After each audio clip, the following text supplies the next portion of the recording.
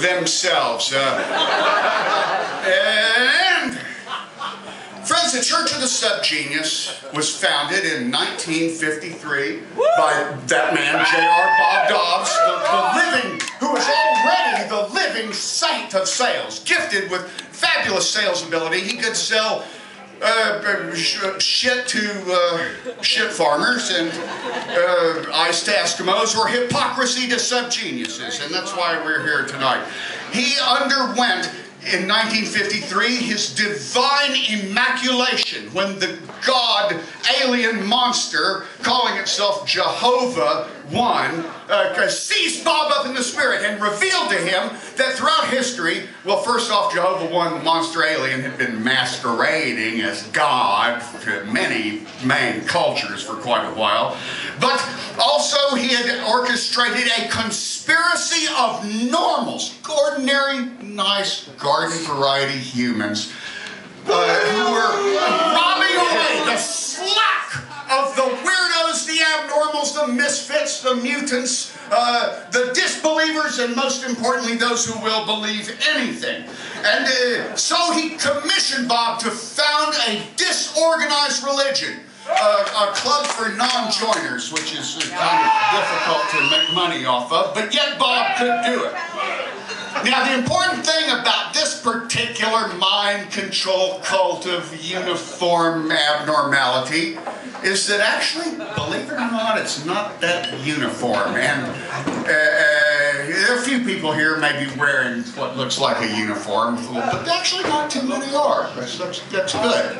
That means you still have to buy your Bob t-shirt over there at the sales table. But the important thing is that there is no such thing as a typical subgenius. If any two are alike, one must die. So look at your neighbor in the crowd, and if he looks too much like you, you better move fast. Be the first one there.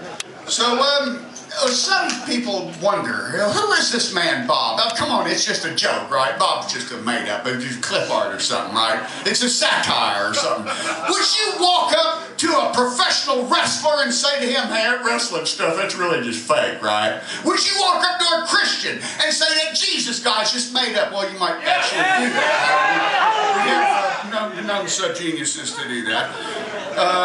Many don't believe in Bob because he's too good to be true. But you've heard the traveling salesman jokes. Those are all based on a real guy. That couldn't just be made up. Nobody could make this shit up. You'd have to be on drugs, I think. Let's look at the name. Church of the Subgenius. Now, what? Well, it's not Church of the Genius. It's true. It's because it was never the intelligence that counts. If it was, we'd be up shit creek. It's always been a sense. Common sense, sense of humor, dollars and cents. For some people, sense Amelia, I suppose.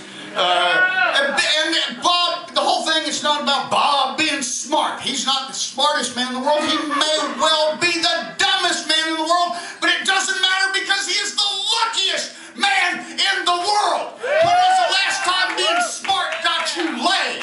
Outside of a sci-fi convention or something. Maybe tonight it'll work for you. Bob's not like the Pope of all these other religions. He's the opposite of infallible. He has the power to fail. He makes $1 million every time he screws up, and that is because he is imbued with total slack beyond anything we can imagine. He trods the path of least resistance, surfs the luck plane. Whatever he wants to happen just happens to be what's going to happen anyway. And so we subgeniuses would sure be in a great situation were it not for the conspiracy of the normals. Now, when I talk about the conspiracy, a lot of people go, oh, yo, sure, Reverend Stang, I know what you mean. The 9/11 conspiracy. Oh, the Roswell crash sauce. Oh, no, JFK conspiracy. Oh, no, what you really mean is the fashion conspiracy that makes everybody want to be trendy. Oh, God, if only it was so simple. Unfortunately, it's even simpler than that.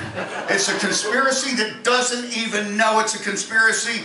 It is the conspiracy of the plain, ordinary folks, the normal people, who, hey, you know, some of our parents are normal. And it's sad that on X day, July 5th, 1998, which obviously hasn't come yet, all of those nice people that we buy things from at stores are going to die horribly. It's too bad. They didn't send their $30 to Bob. Some of you may not have, but that can be fixed tonight. The conspiracy, friends. Again, people go, well, that must be a joke. Well, if the conspiracy is a joke, what do you call the evening news? What do you call your life, my friends? What was it Pogo said? Don't take things so serious. It's so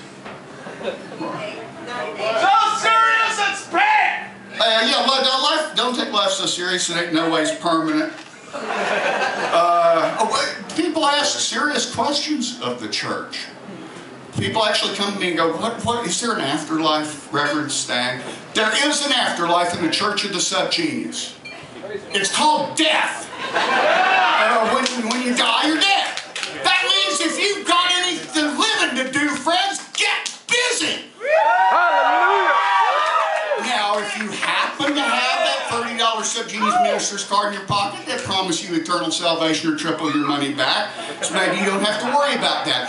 The real point is, you kind of need to live your life as if you had all the time in the world, or as if this was the last day of your life. Anything in between, it's a waste. You know, so go for it.